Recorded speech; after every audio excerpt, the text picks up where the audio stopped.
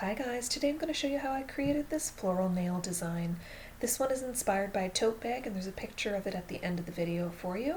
Of course you'll need an assortment of polishes, a thin art brush, and a small dotting tool for this design, and everything I've used is pictured here.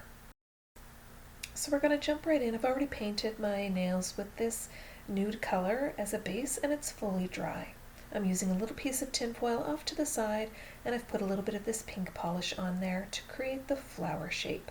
So I'm just using my thin art brush. It's basically a circular shape, but the edges are certainly not smooth, and that's what's going to add to the flower when everything is said and done.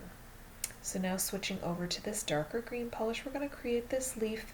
It's a very thin curved line, and then you'll see I'm adding these teardrop shapes, just dragging the brush in to connect it with that original curved line. It's key here to not put a lot of polish on your brush. That's what's going to help you keep the lines nice and thin. So I love how this leaf turned out. I did this same print on my ring finger and it's far too thick. I had way too much polish on my brush. If I was going to wear this for a number of days, I probably would have fixed it, but I knew I wouldn't have this one on long, so I didn't bother. Now for this leaf shape here, you'll see it's just kind of a triangular shape, but with rough edges. I'm going to switch over to that light green polish that you see now and create the veins in this leaf. And unfortunately I did have a little bit too much polish on my brush, but not to worry, we can always fix that. So I'm going to go back in with the darker green and just tidy that up a little bit.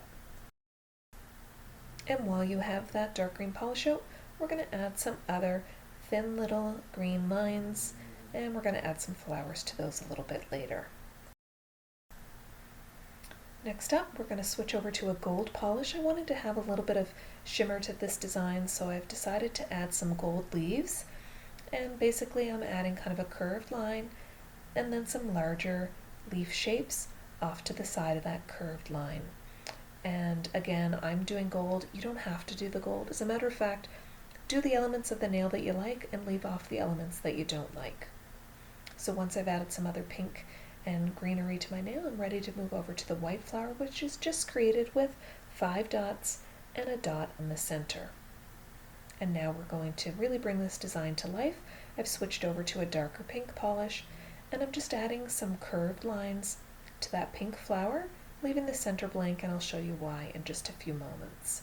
But while I have that same dark pink polish out, I'm just going to add little dots to where I've added the greenery. There is no skill required for this part of the nail design, and it looks so pretty when it's done and got the top coat on it. So I love that something so simple can look so pretty on your nails. I decided to add a little bit of green inside of that gold leaf that I've already added. And speaking of gold, we're going to add 5 little dashes to the center of that white flower with that gold polish.